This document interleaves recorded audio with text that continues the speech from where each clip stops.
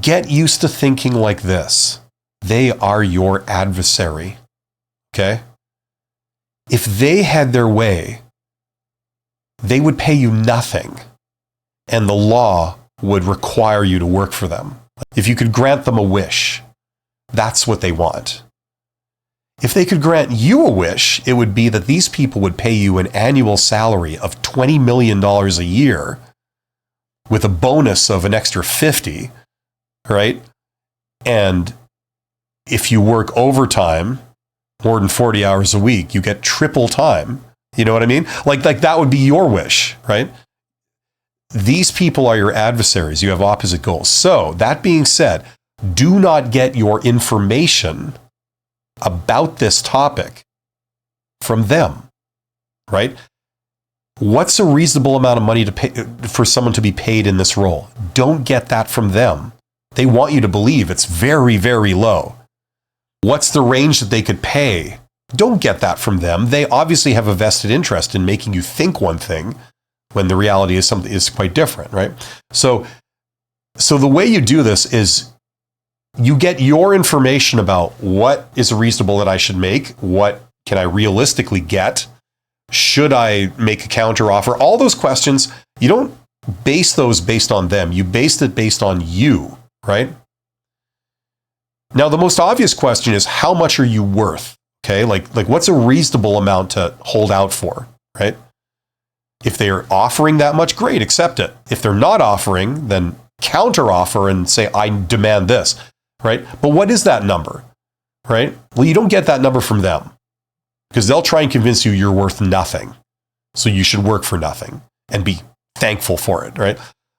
You get that number by looking at evidence from elsewhere.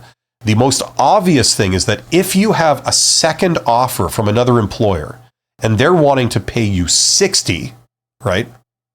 They've said, we're offering you a job where you can work for us and make 60, but these people are offering you 50, right? The evidence suggests that you are worth 60. It's not unreasonable for you to ask for 60 because you have someone that obviously feels that your value is 60 and or up, right? Or higher, and they're offering you 60. So no one can make a compelling argument that you're not worth 60 because someone is willing to pay you 60, right? Like, this is the evidence, but it's not coming from these people. They want to convince you you're worth 20 and you should be happy with 25, right? And maybe they'll say that, and they'll say, oh, the range for this job, it ends at 30. That's the highest we'll go, right?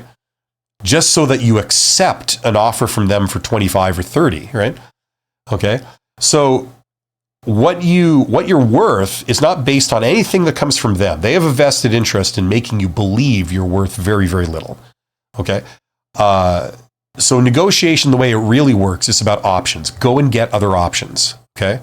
Go and get other interviews lined up with companies. If they're interviewing you for a job that pays 100, right? And you're in the final 3, you've been down there for 3 interviews and they're taking it very seriously and they seem very interested, that tells you something, right?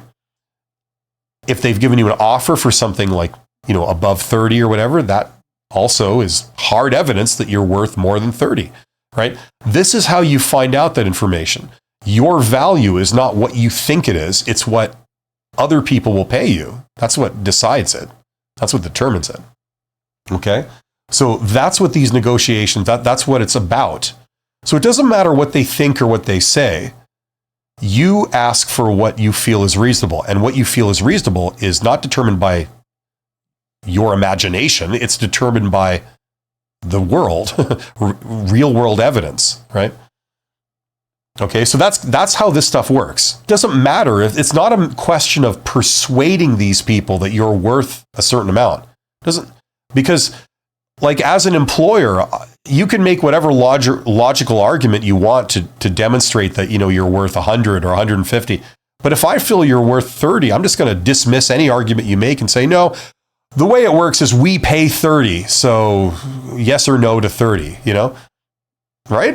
It's not about persuasion. So the way you do it, the way you succeed in negotiation is you go out and you get several options. So either In a perfect world, you would get other job offers. Now, if you can't do that, at least have many other interviews lined up for decent paying jobs. And then if these people turn you down, okay, because you asked for too much, right?